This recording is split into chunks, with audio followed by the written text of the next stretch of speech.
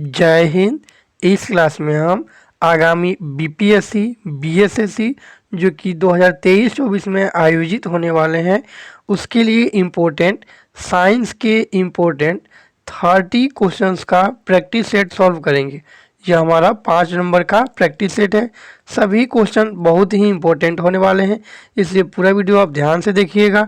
BPSC में science से 30 question 30 number का, जबकि बीएससी में 25 क्वेश्चन 100 नंबर का पूछा जाता है।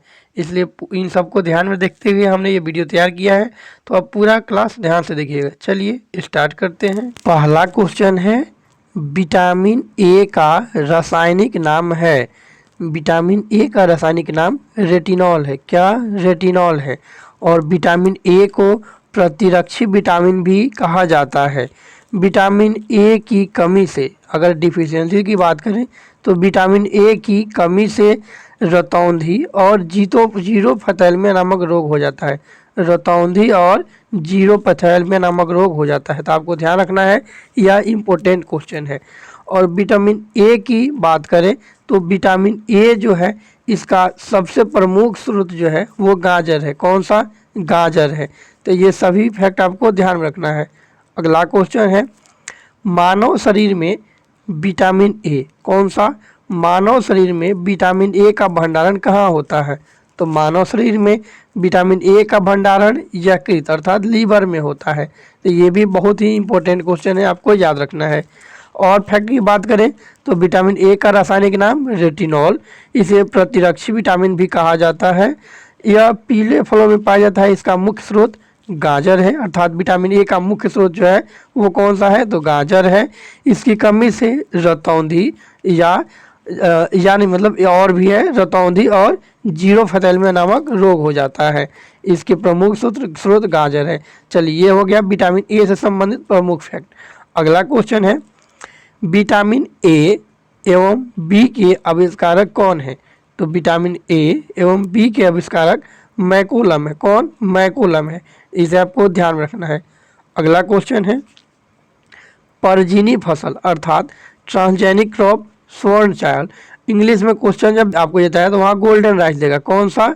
गोल्डन राइस देगा। तो आपको ध्यान रखना है कि गोल्डन राइस जो है किस वांछनीय लक्षण के लिए तैयार की गई है? तो गोल्डन राइस का जो है उपयोग विटामिन ए की कमी को पूरा करने के लिए किया गया है।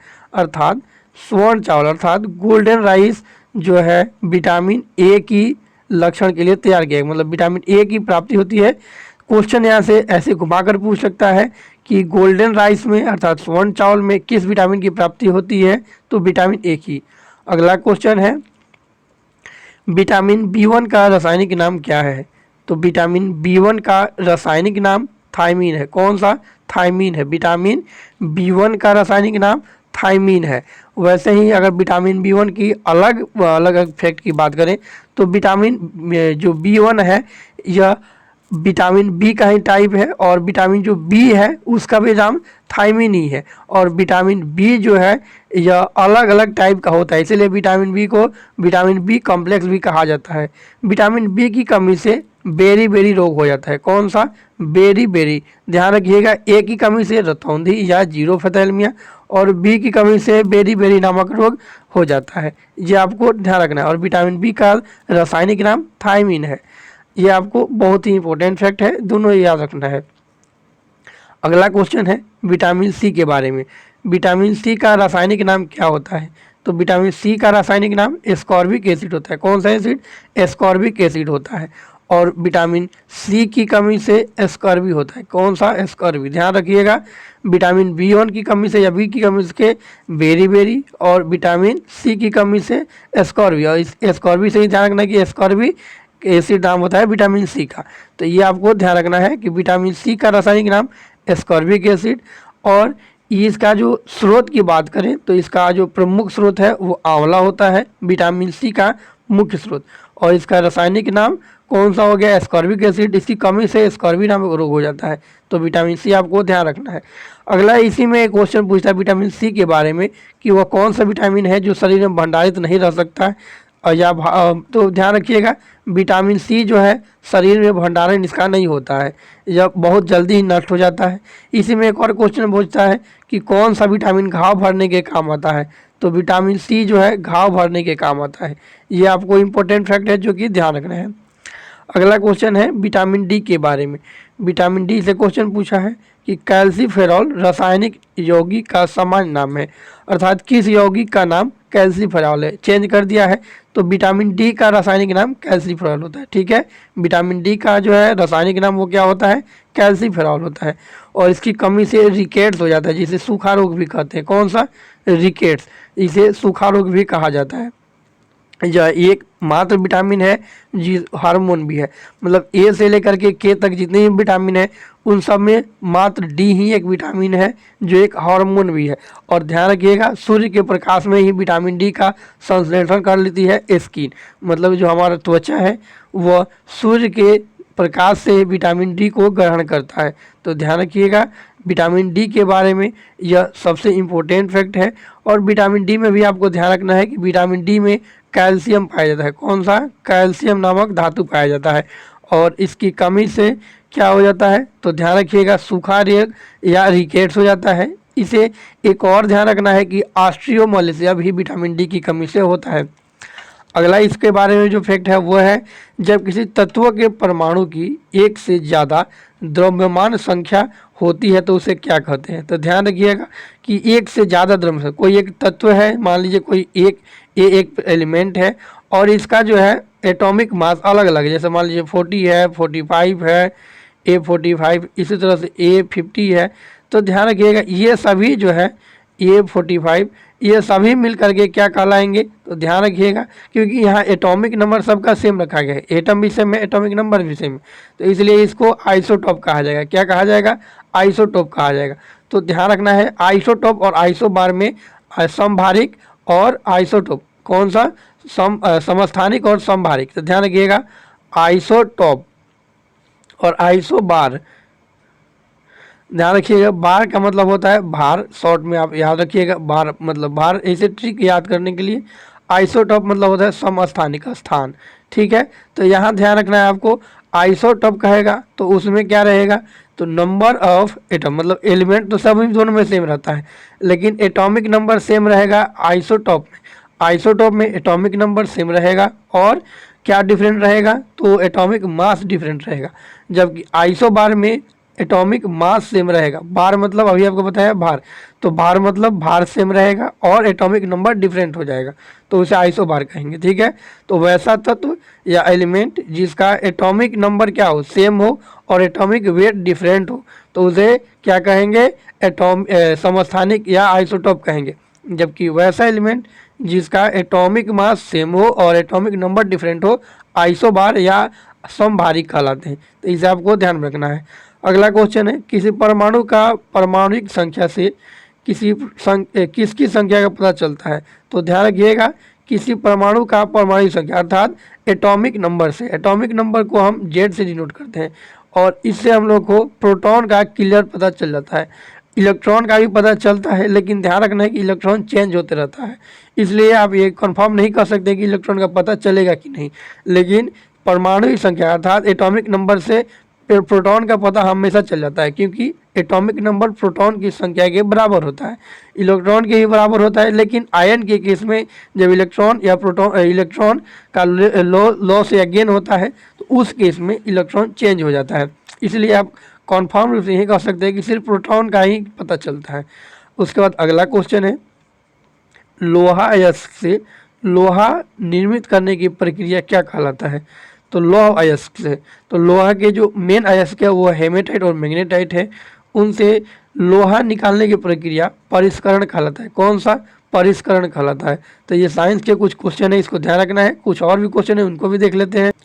अगला क्वेश्चन है जैव विविधता की प्रचुरता तथा क्षेत्र विशेषी जीवों की प्रमुखता वाले संवेदनशील स्थल को क्या कहते हैं।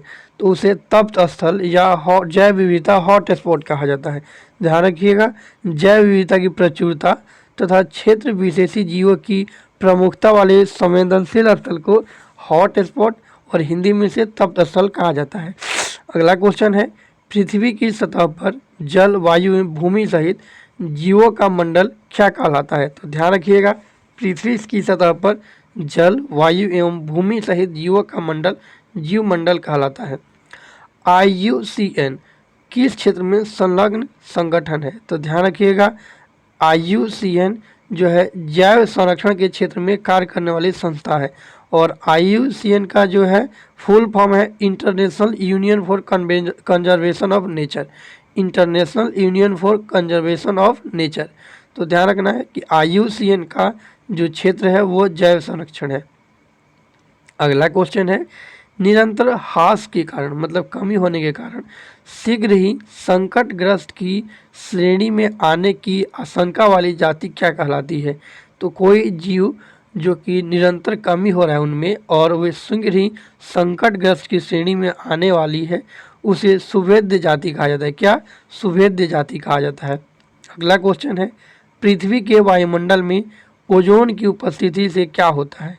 तो पृथ्वी के वायुमंडल में ओजोन की उपस्थिति से पराबैंगनी किरणों को पृथ्वी के भीतर प्रवेश करने से रोकने में सहायता मिलती है। अर्थात जो ओजोन है जिसका अणुसूत्र O3 होता है, यह सूर्य से आने वाली पराबैंगनी किरणों को रोक करके पृथ्वी को पराबैंगनी किरणों से होने वाली हानियों से बचाती है।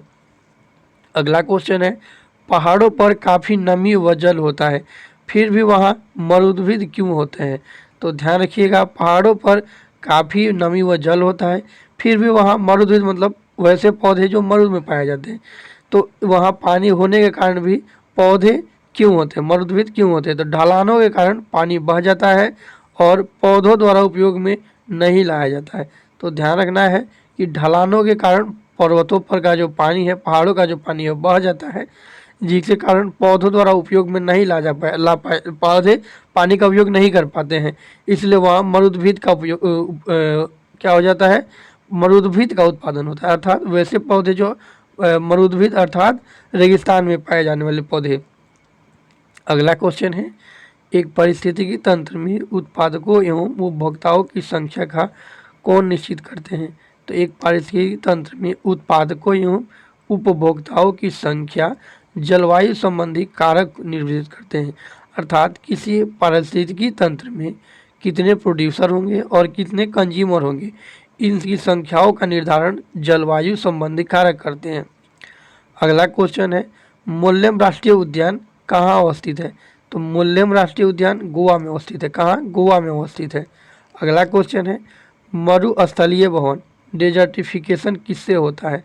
तो ध्यान रखिएगा, बहुत उच्च तापमान एवं कम वर्षा के कारण मरुस्थलीयकरण हो जाता है अर्थात डेजर्टिफिकेशन हो जाता है। अगला क्वेश्चन है, पारिस्थितिकी तंत्र में ऊर्जा का प्रमुख स्रोत क्या है? तो पारिस्थितिकी तंत्र में ऊर्जा का प्रमुख स्रोत कौन सा है? तो सूर्य है। इसे आपको ध्यान रखना है। चलिए बढ़ते हैं अगले क्वेश्चन की तरफ। अगला क्वेश्चन है, IR20 कौन सा? IR20 किस चीज़ की अधिक पैदावार वाली किस्म है? तो ध्यान रखिएगा, IR20 जो है धान की किस्म की फसल है अर्थात चावल की। IR20 चावल की जो एक प्रकार है, ये किस्म है, प्रजाति है जो कि अधिक पैदावार देती है।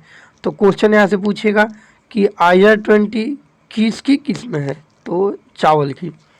अगला क्वेश्चन है, भारत में वह कौन सा राज्य है जहां आलू की प्रति हेक्टेयर पैदावार सर्वाधिक होती है?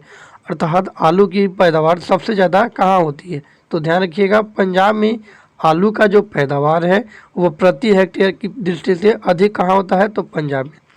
अगला क्वेश्चन है, भारतीय दलहन शोध संस्थान कहाँ स्थित है? तो भारतीय दलहन शोध संस्थान कानपुर में स्थित है। कहाँ पे? कानपुर में। अगला क्वेश्चन है, भारत में कृषि को प्रभावित करने वाले मौसम का सबसे महत्वपूर्ण तत्व कौन है? तो ध्यान रखिएगा, भारत में कृषि को दुष्प्रभावित करने वाले दुष्प्रभावित करने वाला मौसम का महत्वपूर्ण जो तत्व है वो वर्षा है। कौन सा? वर्षा है। क्योंकि ध्यान दीजिएगा, भारत में आप देखते हैं कि कभी अतिवृष्टि हो जाता है तो कभी अनावृष्टि। अतिवृष्टि मतलब बहुत अधिक वर्षा, अनावृष्टि मतलब बहुत थोड़ा भी बारिश नहीं, मतलब कि सूखा की जैसी स्थिति। तो भारत में बारिश ही वह स्थिति है या वह कारक है, मौसमी कारक है जो कृषि को सबसे ज़्यादा प्रभावित करता है। जिस साल बारिश अधिक हो गई, बाढ़ आ गया, उस साल फसलें नष्ट हो जाती है, और जिस साल बारिश हुआ ही नहीं उस साल फसलें होती ही नहीं। तो ध्यान रखने वाली बात है कि कृषि को सबसे ज़्यादा प्रभावित करने वाले जो कारक हैं वो वर्षा ही है। अगला क्वेश्चन है, उस खाद्य फसल का नाम बताइए जो भारत में सबसे अधिक उपज देती है। तो अर्थात भारत में सर्वाधिक तौर पे कौन सा खाद्य फसल उपजाया जाता है? तो ध्यान रखना है चावल। भारत में सर्वाधिक उत्पादित होने वाला खाद्य फसल चावल है। अगला क्वेश्चन है, भारतीय सब्जी शोध संस्थान कहाँ स्थित है? तो भारतीय सब्जी शोध संस्थान वाराणसी में स्थित है। कहाँ? वाराणसी में स्थित है। अगला क्वेश्चन है, गेहूं का वानस्पतिक नाम क्या है? तो गेहूं का वानस्पतिक नाम ट्रिटिकम एक्टिवम है। कौन सा? ट्रिटिकम एक्टिवम। इस सबको आपको याद रखना होगा बीपीएससी, आगामी बीपीएससी और बीएसएससी एग्जाम के लिए दृष्टि से। अगला क्वेश्चन है, जगन्नाथ है। तो ध्यान दीजिएगा, जगन्नाथ चावल की उन्नत किस्म है। अभी हमने IR-20 भी देखा था, IR-20 भी चावल की उन्नत किस्म है, जगन्नाथ भी चावल की उन्नत किस्म है। तो यहाँ से क्वेश्चन पूछा जाता है कि ये जैसे नाम दे देगा कि IR-20 किसकी उन्नत किस्म है? तो चावल की। इस तरह से क्वेश्चन आपको ध्यान में रखना है। चने का वनस्पतिक नाम क्या है? तो चना का वनस्पतिक नाम साइरस एरिटिनम है। कौन सा? साइसर एरिटिनम है। अगला क्वेश्चन है, भारत में सबसे अधिक दाल का उत्पादन कौन सा राज्य करता है? तो भारत में दाल का सर्वाधिक उत्पादन मध्य प्रदेश करता है। एक बात ध्यान रखिएगा कि उत्पादन वाले जो एरिया है वो ईयर वाइज चेंज होते रहते हैं। जैसे अभी इस साल कुछ और चेंज हुआ, अगले साल कुछ और हो जाएगा, तो आपको ध्यान रखना है। जब एग्ज़ाम टाइम हो तो उस समय आप उत्पादन वाले चीज़ों को करेंटली अपडेट कर लें। तो इन सब फैक्ट को आपको याद रखना है। ये साइंस के लगभग 30 क्वेश्चन हो गए जो कि आपके लिए बहुत ही इंपॉर्टेंट रहने वाले हैं आने वाले एग्जाम में। साइंस से बीपीएससी में 30 क्वेश्चन 30 नंबर के, जबकि बीएसएससी में 25 क्वेश्चन 100 नंबर के पूछे जाते हैं। तो इन सब को देखते हुए हमने ये वीडियो बनाया हुआ है। आई होप आपके लिए ये हेल्पफुल होगा। Thanks for watching. मिलते हैं नेक्स्ट क्लास में। जय हिंद।